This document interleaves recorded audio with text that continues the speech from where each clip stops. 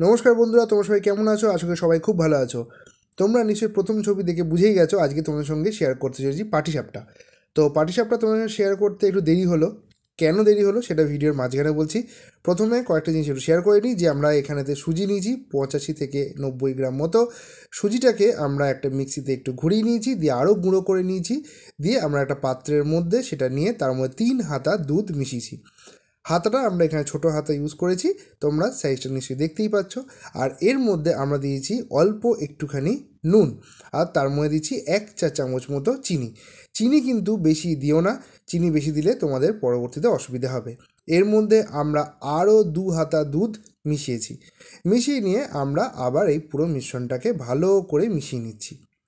এখানে কিন্তু দুধ আমরা বারে বারে ইউজ করব। দিয়ে তারপরে আমরা একটা ওপর থেকে থালা চাপা দিয়ে কিছুক্ষণ মতো রেখেছিলাম। এর মধ্যে আমরা পুরো গোটা 1 কাপ আমরা ময়দা দিয়ে দিচ্ছি। ময়দা দেওয়ার পর আমরা আবার মিশ্রণটাকে ভালো করে মিশিয়ে নেব।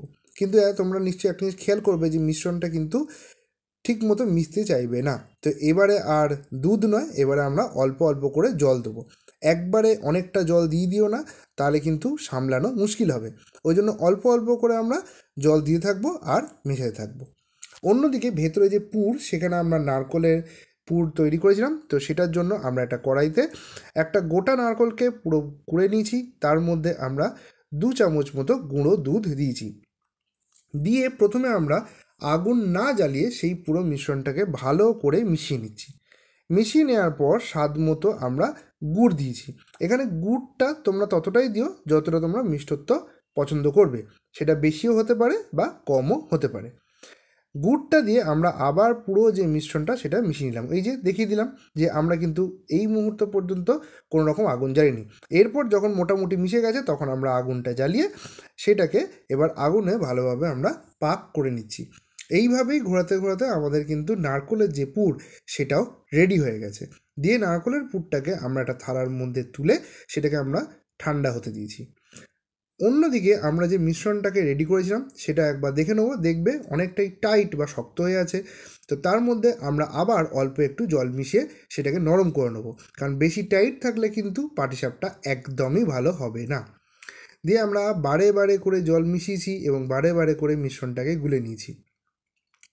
এখানে কটা কথা বলি, আমরা কিন্তু ফেসবুকেও আছি, স্বপ্না আড্ডি আমাদের ফেসবুক পেজ বা ফেসবুক প্রোফাইল। সেখানে তোমরা প্লিজ আমাদেরকে ফলো করে নিও। আর আমাদের ইউটিউবের চ্যানেল আছে স্বপ্না আড্ডি নামেই, সেখানে তোমরা প্লিজ আমাদের সাবস্ক্রাইব করে নিও।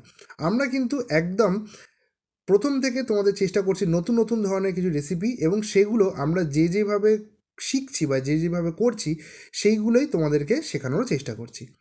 আচ্ছা, এখানেতে আমরা কিন্তু পুরো যে পাটিসাপটা তৈরির প্রসেস সেটাকে আমরা দেখিয়েছি। তো তোমাদের কাছে একটাই রিকোয়েস্ট, তোমরা ধৈর্য ধরে দেখো যে কীভাবে পুরোপুরিভাবে আমরা পাটিসাপটা রেডি করছি।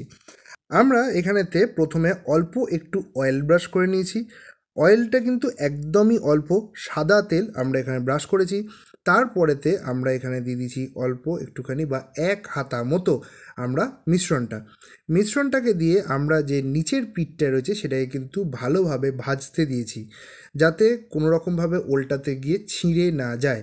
আর এর ওপরেতে আমরা যে পুরটা নারকলের তৈরি করেছিলাম সেই পুরটাও কিন্তু ওপরে আমরা দিয়ে দিচ্ছি। এখানেতে তোমাদেরকে কটা জিনিস বলেই, প্রথমে যে বললাম যে আমাদের কয়েকটা দিন লেট হয়েছে, বা বলা ভালো যে অনেকটাই লেট হয়েছে, সেটা কেন? তার কারণ আমরা না এটা অনেক দিন ধরে চেষ্টা করছিলাম, কিন্তু কোনোবারই সাকসেস পাচ্ছিলাম না। কোনোবার ছিঁড়ে যাচ্ছিলো, কোনোবার ঠিক মতো উল্টাচ্ছিল না। তো নানা রকম সমস্যা হয়েছে। তো আমরা নিজেরা এটা টাইম টেস্টেড একটা প্রসেস বলতে পারো। এই মিশ্রণটা আমরা বারবার করে করেছি, এবং যার পরে দেখা গেছে যে এই যে মিশ্রণের যে রেশিও বা অনুপাত, সেটাতে কিন্তু তোমরা সাকসেস পেয়ে যাবে 90 to 95% শিওর।